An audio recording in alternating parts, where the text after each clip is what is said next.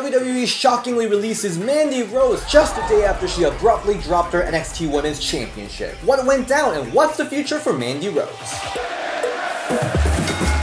Welcome to Entering the Belle. This is DS and this is your emergency news episode, and we have very special guest here. Ella J is here. How are you, DS? You know, I think this is my second emergency episode with you, second or third, something like that. But this one is so messy, man. I don't know if I'm ready to talk about how messy this whole situation is, but Mandy Rose, who just lost her NXT Women's title, is released by WWE. This is a huge shocker. So this happened on Wednesday during the day, right after Tuesday night when she lost the title to Roxanne Perez. I guess this was just a shock to everyone. Let's talk about our initial feelings about this. At first, I was obviously shocked. I'm like, but then it also made sense. She kind of lost the title, so something was a bit off because that was reported very last minute too. That wasn't the plan going into NXT. But then once we found out more of the details, I'm like, this is really, really messy and tricky and complicated. At the end of the day, I mean, I think Mandy Rose is going to succeed no matter what. She upped her rate already for her FanTime page. Like, get that bread, Mandy. You know, she's going to profit off of this. Regardless, wherever she goes, she's going to be successful. What happened here? So everyone's really shocked about it. What happened? Fightful just reported that WWE released Mandy Rose because WWE felt like they were in a position where they need to release her due to what was considered explicit content, explicit nature of content that was provided on her FanTime page. So FanTime page, it's not OnlyFans. It pretty much is kind of OnlyFans. It's an exclusive content page similar to Brand Army and OnlyFans. It's just called FanTime. You know, there's so many different platforms, but that was basically her platform. Right, so this is a platform where the fans can pay a certain amount of money for a month, and Mandy will be posting exclusive content on there, which apparently was very explicit. This leaked recently. This leaked last week. Some of the videos that was posted on this website was leaked. More people were able to see it, and it kind of caused that ripple effect, which ended up in here. According to Fightful, WWE sources told them that the content was not appropriate for one or more of their partner relationships. WrestlingPurist.com contributor added that it was explained that Mandy Rose content breached the parameter of the agreement with WWE and Mattel. So Mattel was one of the sponsors that was mentioned by Fightful. And what happened though that led up to this release is that Mandy Rose didn't seem interested in seizing these postings. Yeah, so she went outside of the quote-unquote acceptable parameters, which I have not seen the images or the videos, but from what I've heard, they've been really sexually explicit. And you know, Mandy Rose has the freedom to do whatever she wants with her body. I fully support that. But obviously, when you're in a company and you signed a deal, you know, to a company that's like PG era, you know, like kind of has a different younger demographic. There was obviously some clause in her deal that kind of said, oh, you can't go too far, as to where she's not the only one who has like exclusive like pages or third party projects like Twitch, like we were mentioning off air. Mia Yim, Dakota Kai, Zelina Vega also have like Twitch channels. More power to her and stuff. You know, she should be allowed to do what she wants, but she was also kind of contractually hindered. And I guess she went too far outside of the parameters that were kind of instilled in her contract. And we don't know if WWE released her or if Mandy kind of said, oh, you know, I'm out. Right. So that's a really important news. We don't know if it was mutual agreement or Mandy Rose kind of like, you know what, I'm going to stick with it and goodbye wrestling. You know, and I see a lot of actually people online comparing the situation with some of the leaks that happened before with other wrestlers. I think there's a very clear difference. Those photos or video were taken before WWE time, or they weren't being distributed for like monetization as well also. Exactly. They were mostly like leaks that were from like personal exchanges. So I think they're very different in that sense. So it was reported that the whole decision to drop the title to Roxanne Perez was also decided very abruptly. It definitely seemed like, at least from the video that I saw also after she lost from NXT, that she kind of maybe knew that she was on her way out. Mandy! Thank you, Mandy! Thank you, Mandy!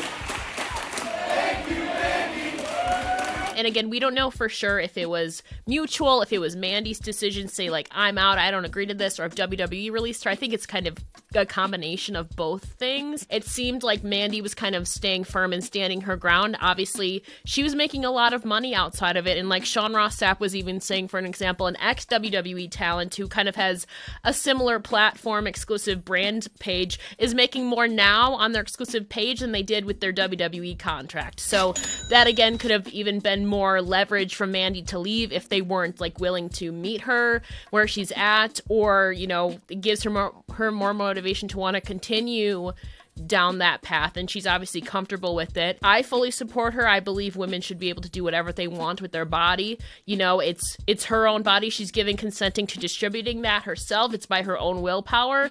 But obviously it gets complicated when you're also kind of you've signed a contract that kind of hinders some of that creative freedom to where you signed it in the beginning and you kind of go beyond it. Yeah, so kind of going off of that, Wrestling Observer reported that there are a lot of rumors that Mandy Rose was making more money on her website than she was making in WWE, and she was making like some top tier main roster money. And importantly, door is open for Mandy Rose to return to WWE, but I'm guessing that will happen only if she stops her website. But again, it is reported that WWE wanted her to stop posting on her website, but she had no desire to do so because of the money it was bringing in. I mean, there's a lot of things to talk about. Do you think WWE's decision to like release her from contract, what do you think about the decision? I think it sends a statement, but also it's kind of another pattern, as like we mentioned earlier. You know, before the whole Triple H era, it was a struggle for the talent to fight for their like third party rights and their status as independent contractors with wanting to do outside projects, as we saw perfectly displayed by Zelina Vega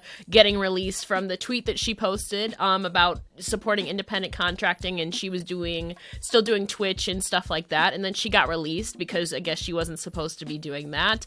Obviously, she got rehired back at the beginning of last year, I believe, somewhere in there. So it's not the first case that we've seen where this third party thing gets a little bit more complicated, but with Triple H coming on, I mean, it seems to be more lenient, but still, there's still a part of them that are projecting and serving their demographic, which is PG, which is it's not rated 14 anymore. And people were making the point as, you know, they were obviously more flexible in the past with like Playboy and stuff like that, but that's also when the demographic was rated 14, TV 14 or rated M or whatever. Obviously the demographic has changed, so it gets a bit dicey. When we were just talking about that business contracts part, yes, I understand why they want people that's representing their brand, especially as a champion too. This is kind of a similar example maybe, but like I also heard that, you know, RuPaul's Drag Race have been kind of trying to censor what kind of content their queens or the pit crew members, even the sexy pit crew members, what kind of content they're posting on their OnlyFans. So this is happening throughout the entertainment space where more and more of these like OnlyFans type platforms are being more popular and there's more demand for it. Again, I do think there's a clear difference between other wrestlers where their photos and videos were leaked by their exes or hackers or catfish or whatever like that. There's very clear distinction like that. But also, her content shouldn't have been leaked in the first place. I didn't even know I know she had a platform. I didn't know where the link was, that it was on FanTime. I knew she had something, but I never really saw her like outwardly promoting it either. So I don't think until this kind of leak happened where it really, really came on WWE's radar. And again, I'm sure, as in a lot of content creators do, they have it clearly. Do not reproduce, do not screenshot, do not leak any of this. That wasn't her consent. It was her consent to put it on that platform through a paywall, which you had to pay to get access to.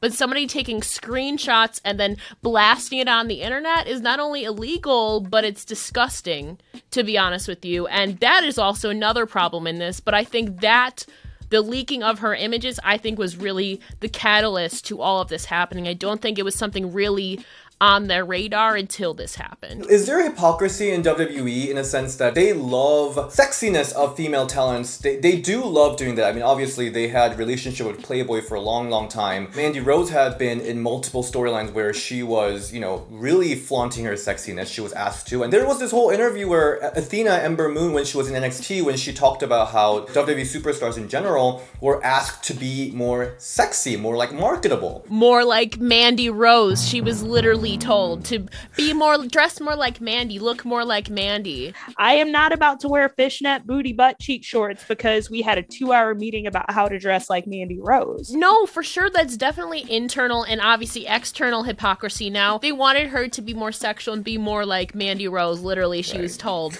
And then suddenly Mandy Rose is too Mandy Rose for WWE now. Like, make it make sense. I mean, I get it. Like I said, you have to portray a certain and maintain a certain image to satisfy your television companies and your PG demographic. But obviously the leaks happened, which gained eyes that WWE didn't want. It's not good press for them. You know how like WWE likes to put their foot down and like really make a statement when it comes to, you know, women's sexuality. So obviously with this case with Mandy Rose, Zelina Vega previously, and even like the whole situation with China not going into Hall of Fame because of her past as a porn star. But at the same time, they are very lenient towards other issues like, you know, drug use or like some criminal past, especially with Hall of Famers, or even some of the superstars that has allegations on other aspects, which I don't want to go into, but it seems like there is some double standards when it comes to, you know, sex. Why is China pigeonholed? Why is Mandy Rose pigeonholed? It's like they're selective with it. They're picking and choosing when they want to put their foot down, and then the other people just get like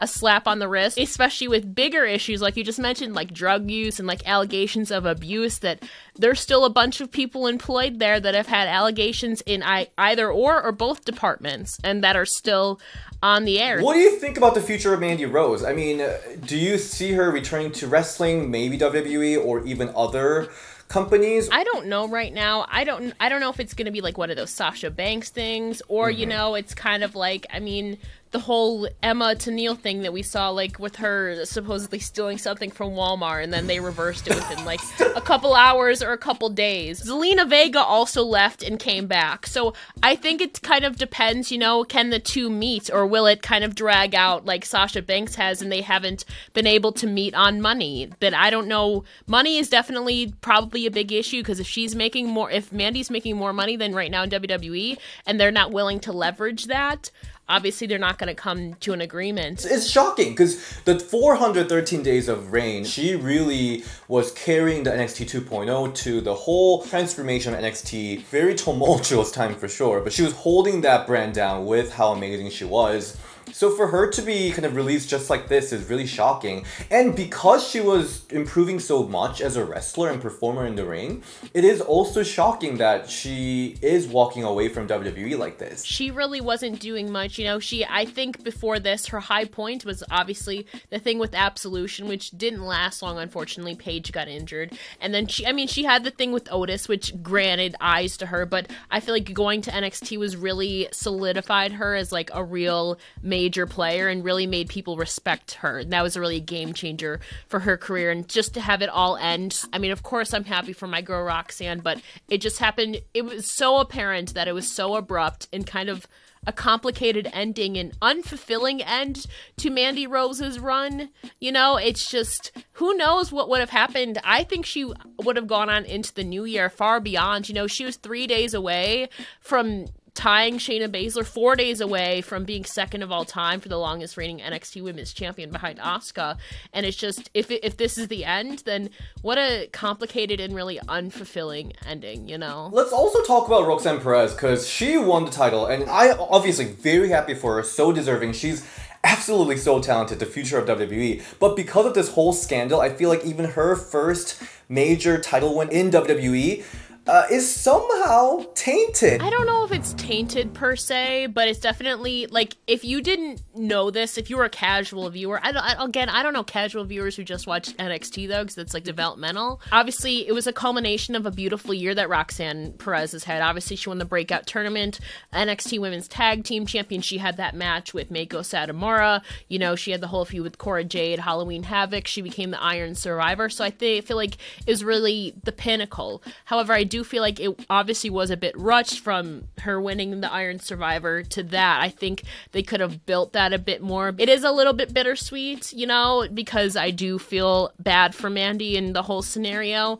but also Roxanne was also very deserving, but I feel like there would have obviously been a better way to make that transition from Mandy to Roxanne, and we'll never get to see it now, to see how it could have truly played out, unfortunately. Additionally, there was also news going around that WWE is considering Toxic Attraction SmackDown main roster call-up. It seemed like Toxic Attraction, Gigi Dolin, and JC Jane might be going up to main roster with the SmackDown brand, which I think they definitely need some tag teams in there. So that's a really good news for them, but both of them tweeted out how they're feeling about Mandy Rose and their support for Mandy with emojis. Yeah, I saw JC Jane doing the broken heart emoji. And you know, Mandy was really like the anchor of the team, and it brought up the question too of like, are they just gonna have those two go on, or are they gonna try to bring in a replacement? Interesting question. But also I feel like they have to figure out, is this another case where eventually, you know, they're gonna bring Mandy back after negotiations and be like, oh, actually, we'd like to have you back. So I feel like once they sort that out, then we'll kind of have a better picture of whether they're going to try. I don't think they can ever truly replace Mandy, but I can see them trying to, as you know, JC and Gigi are still new to WWE in that sense. You know, they've only been here about 2 years now, less than 2 years, but mostly in developmental. So, I mean, it'll be interesting to see how they do for themselves. But again, they'll never get the true closure. Their whole leader is gone now. And the added kind of sadness and disappointment comes from the fact that she recently did an interview with Chris Van Vliet where she first of all talked about wanting to go back to main roster because she finally earned that respect, but she's also thinking about her future, having kids and becoming a mom. I'm just so much more respected now, and I think that's what has a lot to do with it. You know, like I'm not that I was scared to like say anything, but I just feel like I've earned the respect over the last, 386 days, whatever it's been, even longer, even before I won the title, but I've earned that respect. So I think I have another good run on Raw or SmackDown that I want to prove to people, and I've already proven, but I want to be able to showcase myself with my girls, Toxic Attraction. I think that's going to be really cool. Other than that, it's that. And then I eventually I want to have kids. So Mandy did send a message to her subscribers today saying that, hey guys, thank you for all your messages. I'm overwhelmed with all your love and support from you guys. And don't worry, the page is still up. That is the news. But thank you so much, Ella, for joining in for this emergency news episode. Where can we all find you? You can find me on Twitter at @It'sEllaJ. If you go to the link tree in my bio, all my links are there. And you can find me at DS on Instagram and Ring the Bell DS on Twitter. And I'll see you next time. Bye!